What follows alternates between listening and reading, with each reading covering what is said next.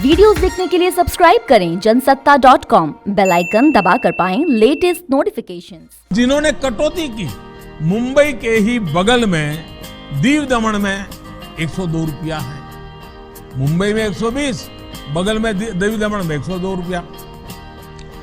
अब कोलकाता में 115, लखनऊ में 105, हैदराबाद में 120 करीब, जम्मू में 106, जयपुर में 118, गुवाहाटी में 105, गुड़गांव में 105 है, देहरादून छोटा राज्य हमारा उत्तराखंड 103 रुपया।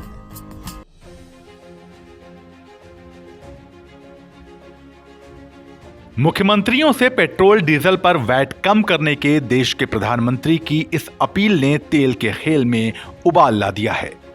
कांग्रेस सांसद राहुल गांधी ने ट्वीट करके पेट्रोलियम पर लगने वाले टैक्स में केंद्र और राज्यों के हिस्से की तरफ भी सबका ध्यान खींचा है, जहां टैक्स के बोझ का पलड़ा केंद्र सरकार की तरफ झुका हुआ नजर आता है। इससे पहले कि हम टैक्स की इस टक्कर का जिक्र करें, पहले ये समझ लेते हैं कि आपको मिलने वाले पेट्रोल डीजल की बेस कीमत और टैक्स का हिसाब किताब है क्या। प्रति लीटर पेट्रोल की बेस प्राइस है 56 रुपए 32 पैसे, जबकि डीजल की 57 रुपए 94 पैसे। पेट्रोल पर करीब 20 पैसे और डीजल पर 22 पैसे ढुलाई चार्ज के मान लीजिए, जबकि पेट्रोल पर 27 रुपए 90 पैसे और डीजल पर 21 रुपए 80 पैसे का टैक्स एक्साइज ड्यूटी के तौर पर केंद्र सरकार लगाती है।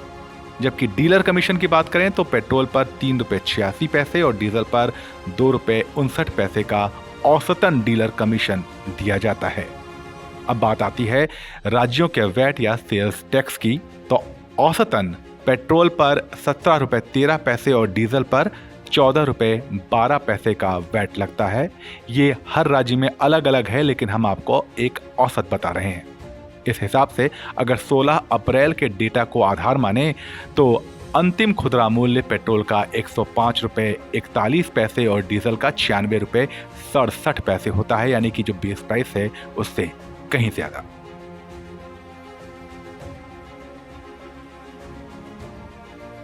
तेल पर टैक्स के इस खेल को और ज्यादा विस्तार से समझने के लिए एक कदम आगे बढ़ते हुए अब ये जान लेते हैं कि केंद्र और राज्य सरकारें हर साल पेट्रोलियम उत्पादों पर कर लगाकर कितनी कमाई करती हैं।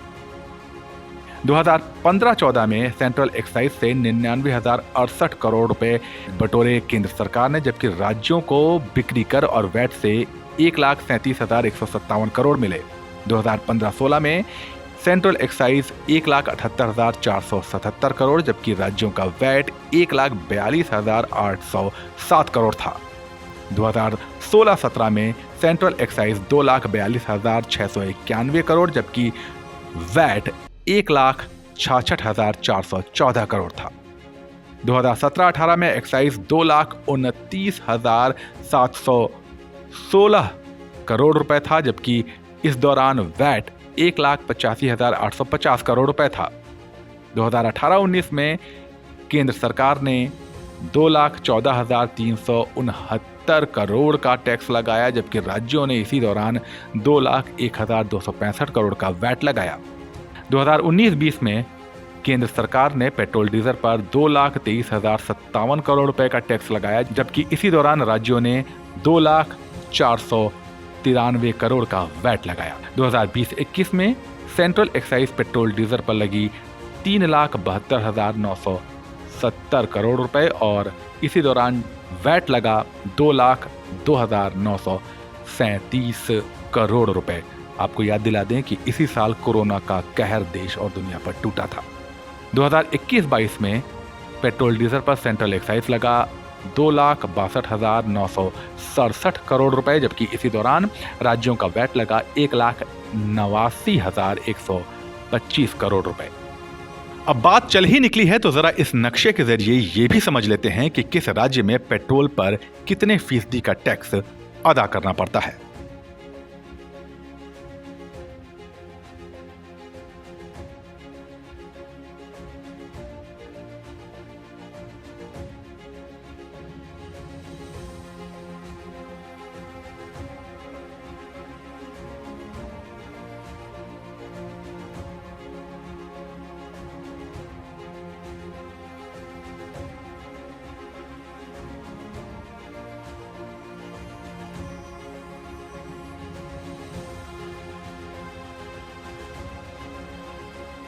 जाहिर सी बात है कि नवंबर 2021 में पेट्रोलियम उत्पादों पर एक्साइज ड्यूटी घटाने के बावजूद करों में केंद्र सरकार का हिस्सा राज्यों की तुलना से कहीं ज्यादा है।